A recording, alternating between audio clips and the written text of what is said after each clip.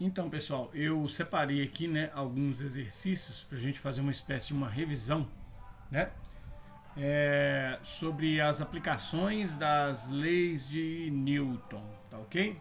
Então, a primeira questão que eu separei é uma questão teórica, né, para a gente poder analisar, e aí vocês se preparem aí, né, para a nossa próxima avaliação, tá ok? Então, a questão diz o seguinte: de acordo com a primeira lei de Newton, A.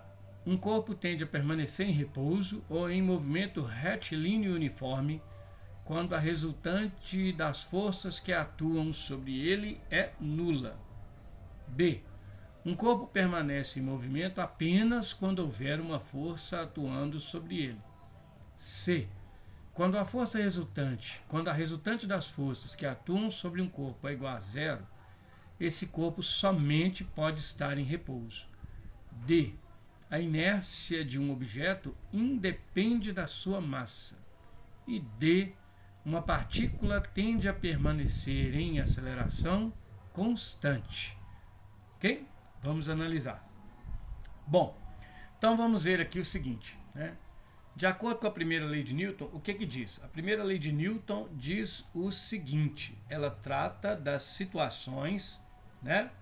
Aqui a primeira lei, ela abrange, né, todas as situações em que a força resultante que atua no corpo for nula, tá ok? A primeira lei de Newton só trata dos casos em que a força resultante é nula. Quando a força resultante é nula, nós não temos aceleração, tá ok? Portanto, a aceleração também é nula. Nós já vimos isso aí, né, durante as nossas aulas de leis de Newton. Bom, se a aceleração é nula, significa que nós vamos ter velocidade constante, tá ok? Isto se o objeto estiver em movimento. Lembre-se, a aceleração é uma grandeza que nos informa como que a velocidade varia. Se não existe aceleração, então significa dizer que a velocidade não varia. E se a velocidade não varia, nós temos então uma velocidade constante. Uma outra possibilidade associada à aceleração nula, né, é quando o objeto simplesmente não tem velocidade. Ou seja, a aceleração nula vai também refletir naquele corpo que está em repouso. Lembrando que repouso e movimento são em relação a um referencial qualquer. Mas se um corpo está em repouso, a gente assume de cara que a aceleração sobre ele é zero.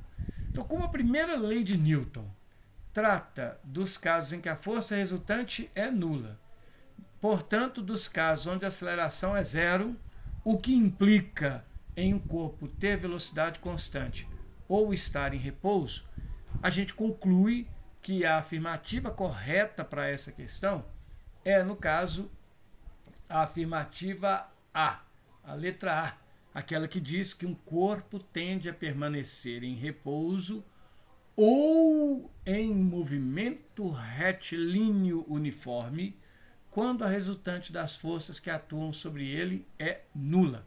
Isso aqui é o enunciado da primeira lei de Newton, tá ok?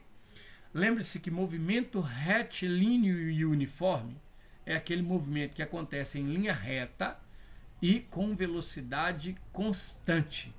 Ele é uma característica dos corpos que atuam sobre ele a força resultante nula, ou seja, aqueles corpos onde a soma das forças que atuam nele dá necessariamente zero. Agora a gente vai analisar as outras alternativas só para a gente poder ver o que está de errado nelas, né? Então, por exemplo, um corpo permanece em movimento apenas quando houver uma força atuando sobre ele. Isso é falso. Se você pegar uma bola e chutar, você vai ter uma força atuando na bola somente no momento do chute, no momento em que há o contato do seu pé com a bola. Uma vez que a bola ela afastou-se do seu pé, não existe mais uma força de impulso, né, uma força impulsionadora agindo na bola. aí essa bola se mantém em movimento. E vale lembrar que quando uma bola está correndo numa superfície, a gente tem, agindo sobre ela, né, duas forças, que são as forças normal e a força peso. Se a bola estiver correndo, por exemplo, num gramado ou numa superfície plana, a gente sabe que essas duas forças elas se anulam. Portanto, a resultante dessas duas forças é zero. Logo, a soma das forças que agem na bola dá zero. No entanto, a bola continua em movimento. Não é necessário uma força para que um corpo mova. É necessária uma força para que um corpo saia do repouso e entre em movimento, ou saia do movimento e entre em repouso, ou altere sua velocidade durante o movimento. Tá ok? Então é necessária uma força para essas três situações. Ou fazer um corpo que está em movimento parar, precisa de força. Ou fazer um corpo parado entrar em movimento, precisa de força. Ou fazer a velocidade de um corpo que está em movimento aumentar ou diminuir, precisa de força. Fora isso, não há necessidade de uma força. Então, o corpo se manter com velocidade constante, não precisa que haja sobre ele uma força agindo. Tá ok? Bom, então o corpo permanece em movimento apenas. Isso aqui está errado. Esse apenas aqui é o que está errado. Quando a resultante das forças que atuam sobre o corpo é zero, esse corpo somente pode estar em repouso. Está errado.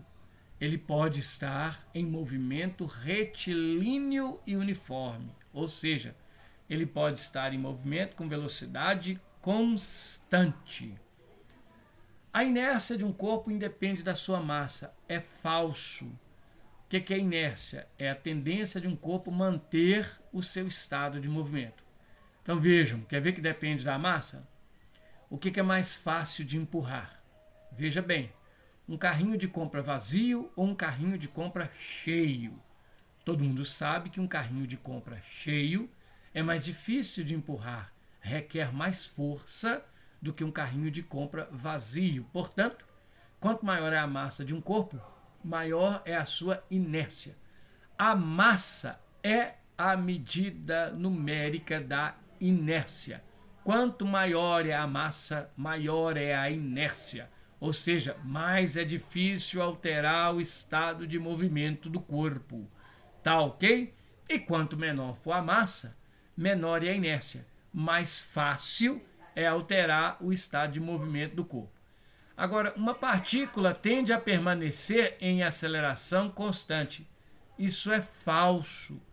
Nenhuma partícula tende a permanecer em aceleração constante, a não ser para o caso em que haja uma força resultante agindo sobre ela. Se a força resultante for constante, a aceleração também será constante. Caso contrário, essa afirmativa é falsa. Então, como ela não é uma afirmativa totalmente verdadeira, a gente descarta essa afirmativa classificando-a como falsa. Tá ok? Então é isso aí. Essa é a primeira questão, tá? Para a gente analisar aí sobre primeira lei de Newton. Um abraço a todos.